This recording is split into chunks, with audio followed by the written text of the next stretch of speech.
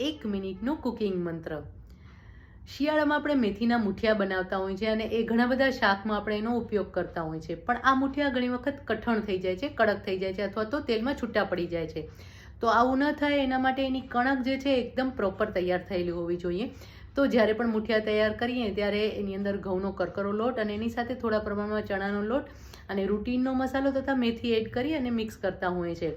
સાથે તેલનું મોણ એડ કરતા હોય છે। એ તેલનું મોણ જો વધારે હશે તો જ્યારે પણ મુઠિયા તળશું ને ત્યારે છૂટા પડી જશે, અને તેલનું મોણ જો ઓછું હશે તો મુઠિયા કડક થઈ જશે।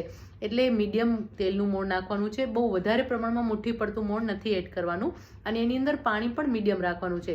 એટલે કે બહુ વધારે કડક પણ નથી બનાવવાના, એટલે કે પાણી ઓછું પણ નથી રાખવાનું અને પાણી વધારે પણ ન થવું જોઈએ। એ રીતે એના બોલ્સ વાળી અને તળવાના છે।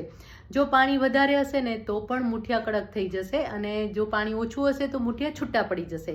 તો આ રીતે મુઠિયા તૈયાર કરશો તો એકદમ પરફેક્ટ તૈયાર થશે।